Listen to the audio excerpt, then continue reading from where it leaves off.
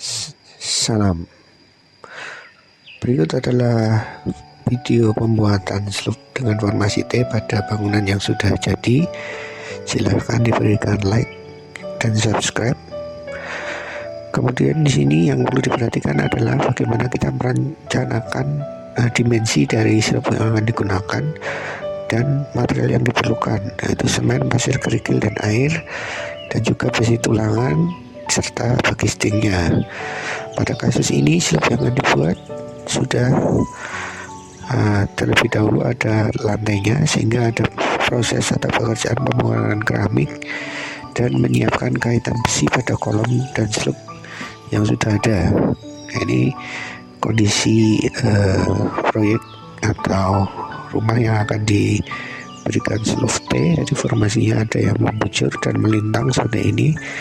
Nanti akan diberikan di sebelah sisi luar dari slope yang sudah ada, dan juga membujur dari posisi kolom sebelah dalam keluar seperti itu. Nanti ini bentuk formasi T. Jadi di sini ada pengikisan pembongkaran keramik yang sudah ada. Di sini diperhatikan juga ada kerusakan pada slope yang lama karena tanah yang labil. Di sini permasalahannya adalah tanah yang digunakan adalah tanah belum stabil. Di sini perlu juga diperhatikan pada kasus ini tidak diperlukan adanya bagisting yang disiapkan karena sudah ada tanah uruk seperti itu, sehingga pemasangan bagisting tidak dilakukan.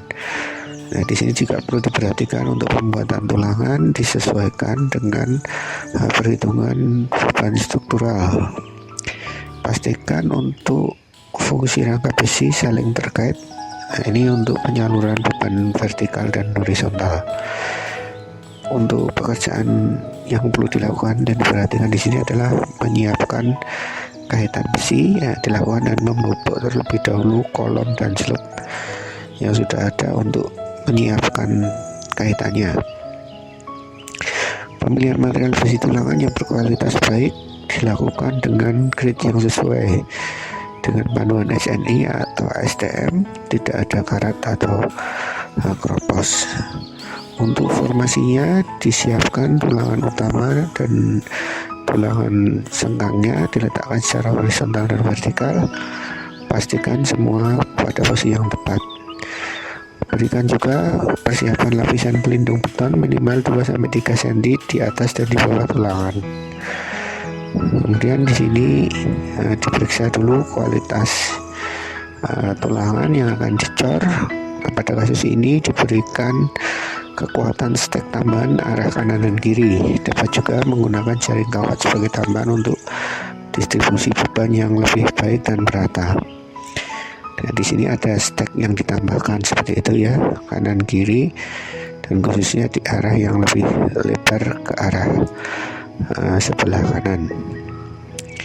Kemudian juga diperhatikan di sini ada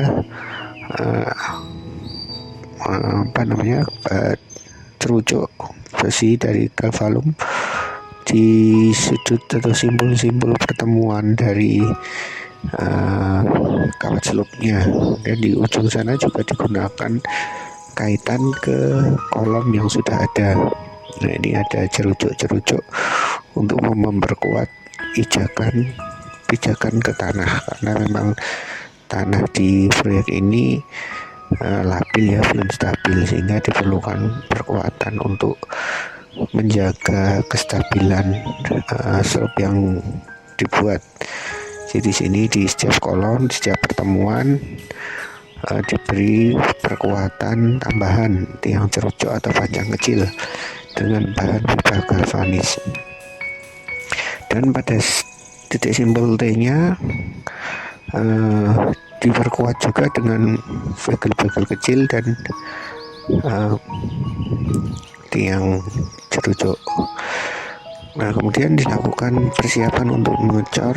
Terlebih dahulu diberikan air semen pada setiap ujung-ujungnya. Nah, kemudian mulai dari ujung, dari bawah seperti itu ya. Jadi dibuat merata untuk cor-coran bocorannya itu, jadi disiapkan bahan yang merata. Di sini digunakan besi utama di form 13 untuk tulangannya. Kemudian sengkangnya dapat menggunakan besi polos 10 diameter 10 untuk lebih kuatnya, karena memang tanahnya pada proyek ini labil seperti itu. Jadi ini formasi roof T-nya, jadi satu sisi slope ada di luar, satu membujur ke dalam ke arah kolom gitu. Jadi seperti itu. Nah, ini saat pengecoran diperhatikan untuk campuran semen, pasir dan kerikilnya sesuai dengan takaran atau mix desainnya, dan air tidak boleh terlalu banyak atau encer. Nah, untuk memastikan campuran tepat dan sesuai atau cukup kuat, kali ini akan menyiapkan workability yang baik. Pengecoran dilakukan secara merata dari satu sisi dilanjutkan ke sisi yang lain untuk mencegah terjadinya rongga udara seperti itu.